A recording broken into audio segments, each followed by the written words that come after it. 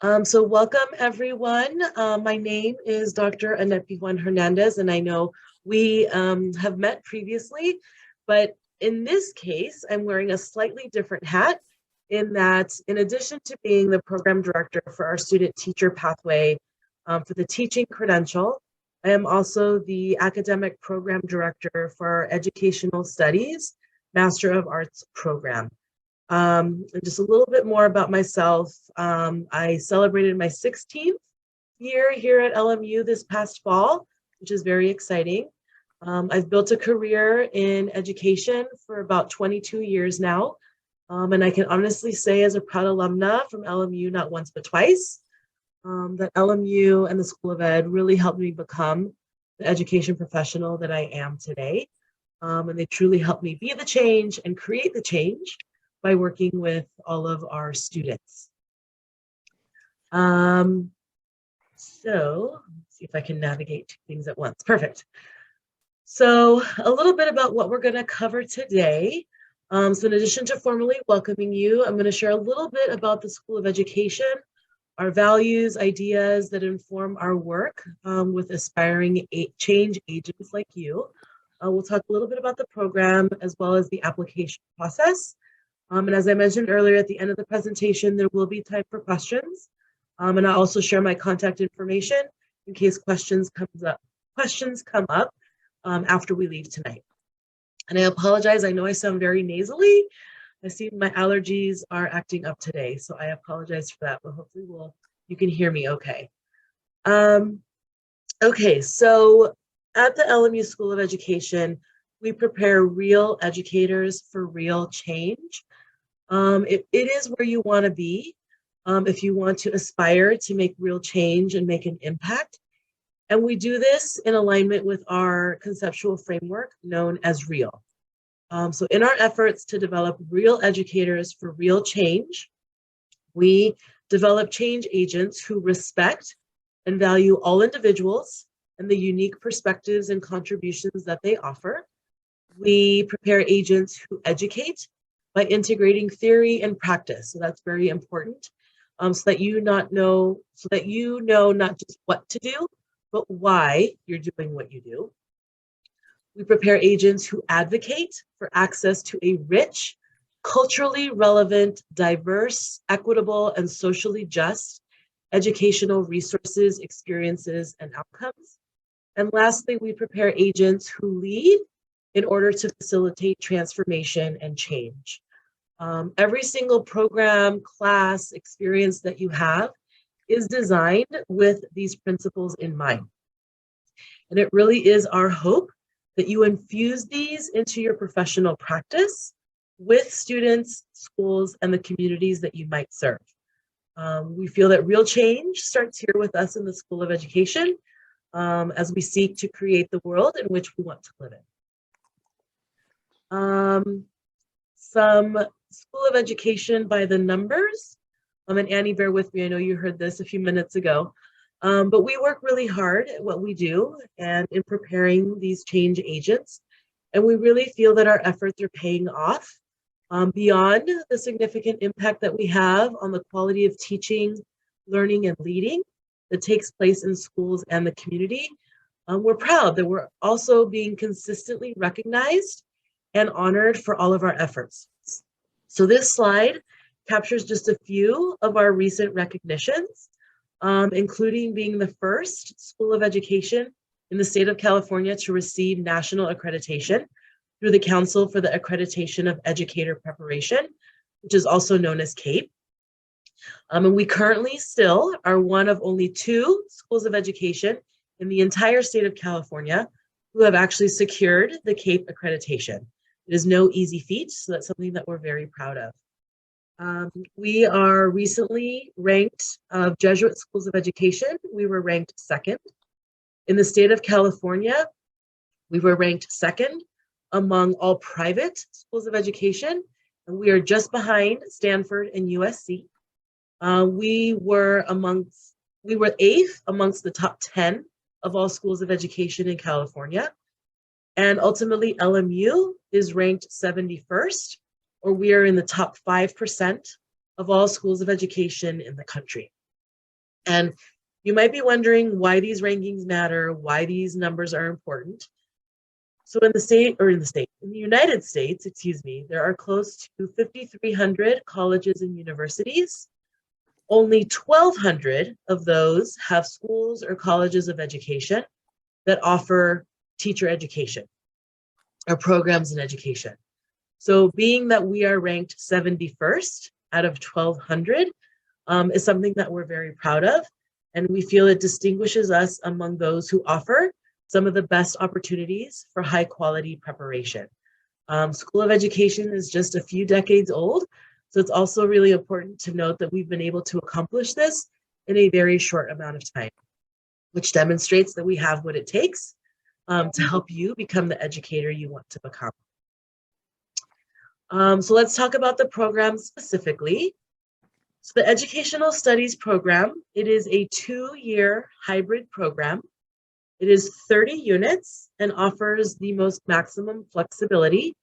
Class sizes are small. On average, they're anywhere from 15 to 20.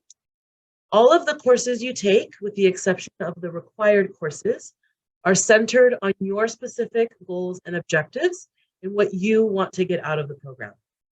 So students will choose from a selection of classes that are offered across 3 academic departments. You can take a maximum of 2 courses outside of the School of Education. Those will need approval from your academic advisor, as it takes some consultation with the other school that you take the courses in. And it's also really important to know that in order to do the Educational Studies program, not only is a teaching credential not required, you also do not earn a teaching credential.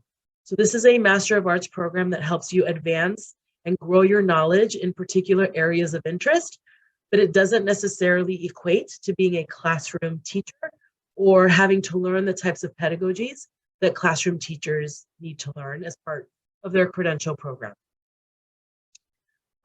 Some additional highlights. You will have a dedicated advisor that helps you complete the program from beginning to end. She will help you identify those specific courses in the content areas that you wish to explore.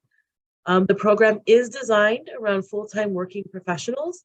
So this means that all of your coursework will be taken in the evenings, and they are offered Monday through Thursday at either 4 p.m. or 7 p.m. And we offer a fall term, a spring term, and then in the summer, we have 2 separate summer terms. The fall and spring are each 16 weeks, so you only meet once a week for class. The summer terms, given that there's 2 of them, it's a full 16 weeks, but each class is only 8 weeks. So that means you're going to meet twice as often every week. So in one summer term, 8 weeks long, you're going to meet for your one class twice a week.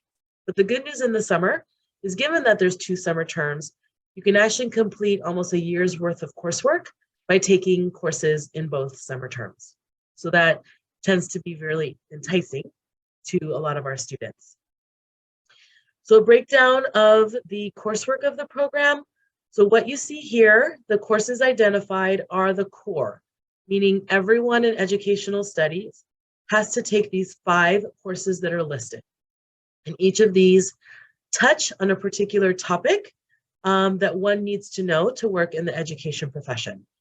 Then in addition to these 5, you will then select 5 additional elective courses that are a minimum of 3 units each. And these are typically chosen from courses within our 3 School of Education departments. That's Educational Leadership and Administration.